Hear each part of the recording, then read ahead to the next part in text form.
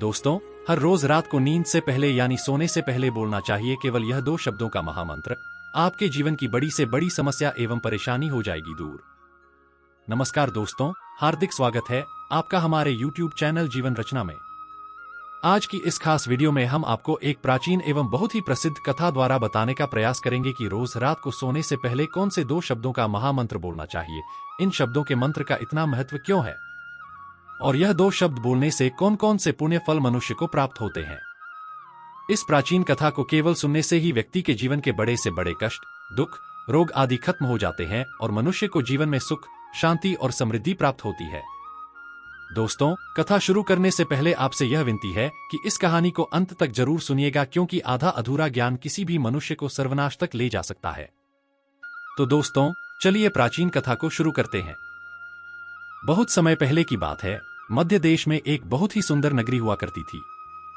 उस नगरी में सुनंद नाम का एक अत्यंत विद्वान ब्राह्मण रहता था। वह ब्राह्मण बहुत ही धार्मिक प्रवृत्ति का था और हर रोज श्री कृष्ण जी की नित्य पूजा आराधना करता था। वह सभी वेदों, शास्त्रों में प्रवीण, सदा ब्रह्मचर्य का पालन करने वाला और स्वभाव से अत्यंत शांत रहने वाला था। फिर एक दिन उस ब्राह्मण ने सभी तीर्थों की यात्रा करने का निश्चय किया और वह अपने कुछ ब्राह्मण साथियों के साथ तीर्थ यात्रा पर निकल गया। वह गोदावरी नदी के किनारे पर स्थित विराज तीर्थ, तारा तीर्थ, अष्ट तीर्थ तथा अंबिकापुरी आदि तीर्थों का दर्शन करते हुए वह हरिपुर नाम के नगर में पहुंच गया। हरिपुर नाम के नगर में पहुंचते रात का समय हो गया था। फिर उस विद्वान पंडित ने अपने साथियों सहित इस नगर में रात गुजारने का निश्चय किया। वह उस नगर के प्रत्येक घर में जाकर ठहरने के लिए स्थान मांगने लगा। वह प्रत्येक घर पर जाता और लोगों से एक रात ठहरने के लिए थोड़ी सी जगह मांगता, किंतु उस नगर में रहने वाले किसी भी व्यक्ति ने उस विद्वान ब्राह्मण को ठहरने के लिए स्थान नहीं दिया, जिस कारण से वह बहुत उदास हो गया। फिर वह ब्राह्मण गांव के मुखिया के पास गया और उससे एक रात्रि तक ठहरने के लिए जगह मांगने लगा। फिर उस गांव के मुखिया ने बड़ी ही चालाकी से उस ब्राह्मण को एक धर्मशाला दिखा दी और कहा, हे ब्राह्मण देवता, आप और आपके साथी उस धर्मशाला में रुक सकते हैं। मुखिया की बात सुनकर सुनंद को बड़ी प्रसन्नता हुई। वह अपने साथियों के साथ उस धर्मशाला के पास गया। जब वह ब्राह्मण धर्मशाला के पास पहुंचा तो उसने देखा कि धर्मशाला वीरान और सुनसान पड़ी है। कोई व्यक्ति तो दूर की बात, एक पक्षी भी उस स्थान पर दिखाई नहीं पड़ रहा था। ब्राह्मण ने सोचा, यह जगह तो बहुत ही वीरान है। इस जगह पर ना कोई मनुष्य है, ना कोई पशु है और ना कोई पक्षी। अवश्य यह जगह श्रापित होगी। इस जगह पर जरूर कोई बुरी और नकारात्मक शक्ति का वास है। मजबूरी में यह सब विचार करते हुए वह प्रभु श्री कृष्ण जी का स्मरण करते हुए उस धर्मशाला में ठहरने का निश्चय कर लेता है। ब्राह्मण और उसके सभी साथी उस धर्मशाला में रात्रि के लिए सो गए। फिर दूसरे दिन जब वह सुनंद ब्राह्मण उठा तो वहां का दृश्य देखकर वह बहुत ही आश्चर्यचकित हुआ। ब्राह्मण ने देखा कि उसके सभी साथी गायब थे। कहीं पर भी कोई नजर नहीं आ रहा था। ब्राह्मण ने चारों ओर देखा, लेकिन उसका कोई भी साथी नजर नहीं आया। उसने अपने सभी साथियों को एक एक करके आवाज लगाई, लेकिन किसी ने भी कोई जवाब नहीं दिया। यह सारा दृश्य देखकर वह बहुत ही उदास और परेशान हो गया। वह ब्राह्मण सोचने लगा कि कहीं उनके साथ कोई अशुभ घटना तो नहीं घटी, और फिर वह सुनंद ब्राह्मण अपने साथियों को खोजने के लिए गांव में चला गया। वह ब्राह्मण अपने साथियों को खोजने के लिए इधर उधर घूम रहा था कि अचानक ही उसे गांव का मुखिया दिखाई दिया। जैसे ही मुखिया ने उस सुनंद ब्राह्मण को जीवित देखा तो मुखिया को बड़ी हैरानी हुई और वह मुखिया उस सुनंद के पास आकर बोलने लगा, हे ब्राह्मण देवता, आप अवश्य कोई महात्मा दिखाई पड़ रहे हो। आप मनुष्यों में सर्वश्रेष्ठ कोई पवित्र आत्मा हो। वह ब्राह्मण अकेला ही उस धर्मशाला से जीवित बाहर आया था, जिस कारण से मुखिया को लगा यह अवश्य कोई महान व्यक्ति है। इसके पास अवश्य कोई विद्या या फिर कोई महामंत्र है, जिसका जाप करने से यह ब्राह्मण जीवित बाहर आया है। फिर मुखिया ने उस ब्राह्मण से प्रार्थना की और उसे अपने गांव में ठहरने के लिए मनाने लगा। गांव का मुखिया कहने लगा, हे ब्राह्मण देवता, जब तक आपके सभी साथी नहीं मिल जाते आप हमारे साथ हमारे इस गांव में ही रुकिए। मैं और बाकी गांव वासी आपके सभी साथियों को ढूंढने का प्रयास करेंगे और मैं आपकी सेवा करूंगा। ऐसा कहकर उस मुखिया ने उस ब्राह्मण को अपने घर में स्थान दिया और उसकी बड़ी सेवा करने लगा। फिर कुछ दिन बीतने के बाद वह मुखिया उस ब्राह्मण के पास रोता हुआ आया और कहने लगा, हे ब्राह्मण देवता, कृपया मेरी रक्षा करो। मेरे साथ एक बहुत बड़ी दुर्घटना हो गई है। वह मुखिया कहने लगा कि कल रात में एक राक्षस ने मेरे पुत्र को खा लिया है। मेरा पुत्र बड़ा ही गुणवान और भक्ति मार्ग में अपना जीवन बिताने वाला है। फिर वह ब्राह्मण कहने लगा कि वह राक्षस कौन है और कहाँ रहता है। उस राक्षस ने तुम्हारे पुत्र का भक्षण क्यों किया है, तुम मुझे बताओ। मैं अवश्य तुम्हारी सहायता करने का प्रयास करूंगा। वह मुखिया कहने लगा, हे ब्राह्मण देवता, इस गांव के पास बहुत ही घने जंगल में एक बड़ा भयंकर नरभक्षी राक्षस रहता है। वह रोज रात को आकर इस गांव के मनुष्यों को खा लिया करता था। सभी गांववासी उस नरभक्षी राक्षस से बहुत ही भयभीत और परेशान थे। फिर एक दिन सारे गांव के लोगों ने उस राक्षस से विनती की कि वह इस गांव के लोगों को ना खाए। हम तुम्हारे लिए भोजन की व्यवस्था कर देते हैं। जो भी व्यक्ति बाहर किसी दूसरे गांव से अथवा नगर से रहने के लिए इस गांव में आएगा, तुम उन लोगों को खा लेना। हम दूसरे गांव से आए व्यक्तियों को इस धर्मशाला में ही रुकने के लिए कहेंगे और तुम उन लोगों को खा लेना।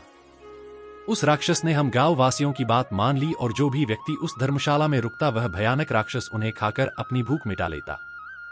फिर गांव का मुखिया कहने लगा कि हमने अपने गांव वासियों की जान बचाने के लिए ही ऐसा किया है। हे ब्राह्मण देवता, आप अपने साथियों के साथ इस गांव में पधारे और हमने आपको उस धर्मशाला में रुकने के लिए कहा ताकि वह राक्षस आपको और आपके साथियों को मारकर खा सके, किंतु उस राक्षस ने आपको छोड़कर आपके सभी साथियों को खा लिया। कृपया आप मुझे क्षमा करें। मैंने अपने गांव वासियों के प्राण बचाने के लिए ही ऐसा किया है। जब उस राक्षस ने आपको छोड़कर आपके सभी ब्राह्मण साथियों को खा लिया था, मैं तभी जान गया था कि आप कोई सिद्ध पुरुष है, कोई महात्मा व्यक्ति है। वह मुखिया आगे कहता है, हे ब्राह्मण देवता, कल रात को मेरे पुत्र का एक बहुत ही अच्छा मित्र इस गांव में आया था, किंतु मैंने उसे पहचाना नहीं और उसे भी ठहरने के लिए उस धर्मशाला में भेज दिया।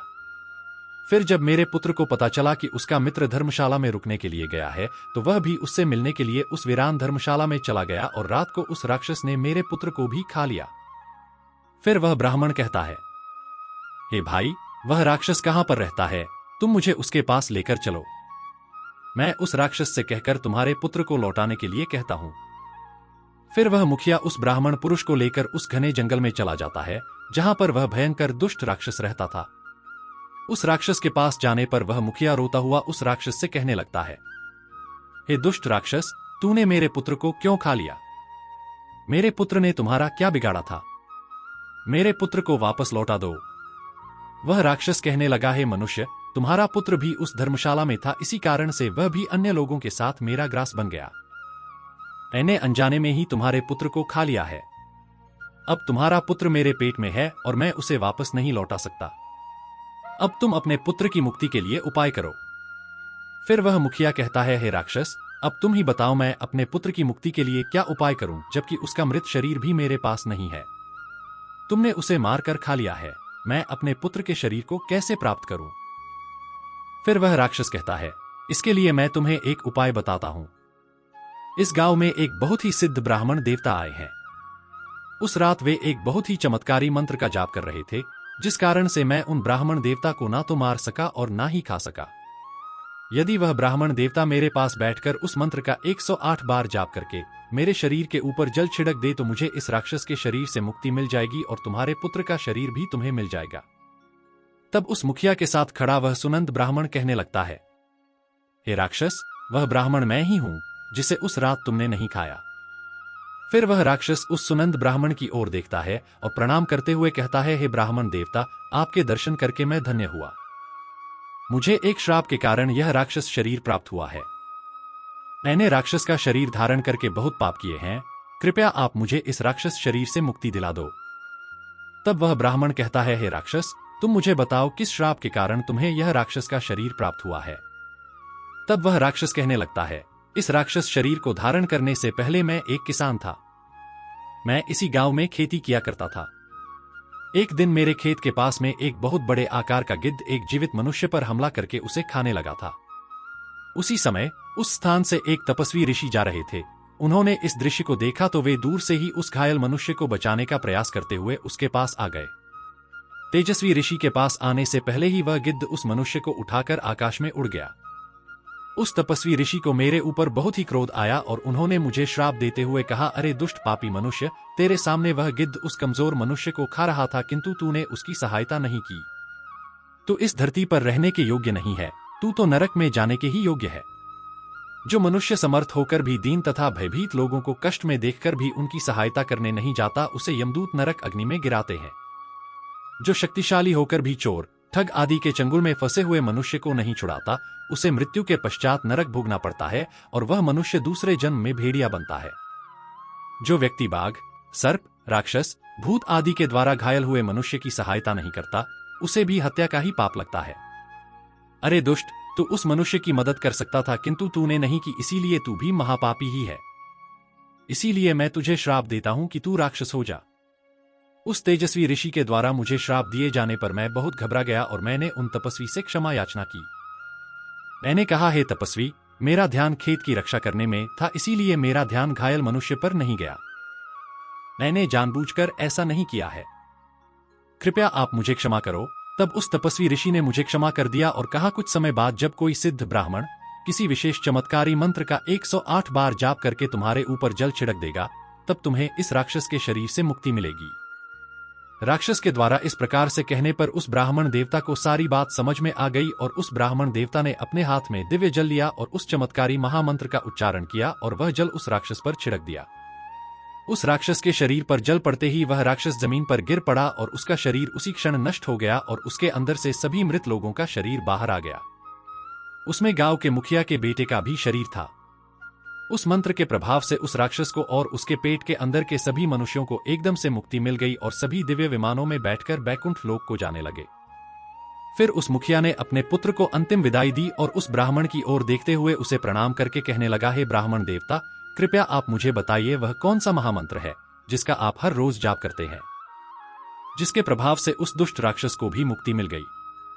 वह विद्वान ब्राह्मण कहने लगता है, हे भाई, यह मंत्र मुझे मेरे गुरु के द्वारा प्राप्त हुआ है। जो भी मनुष्य रोज रात को सोने से पहले इस मंत्र का उच्चारण करता है, उसे किसी चीज का भय नहीं रहता। उसके सभी कष्ट समाप्त हो जाते हैं। भूत, प्रेत, राक्षस, चुड़ैल, पिशाच आदि बुरी शक्तियां पास नहीं आती हैं।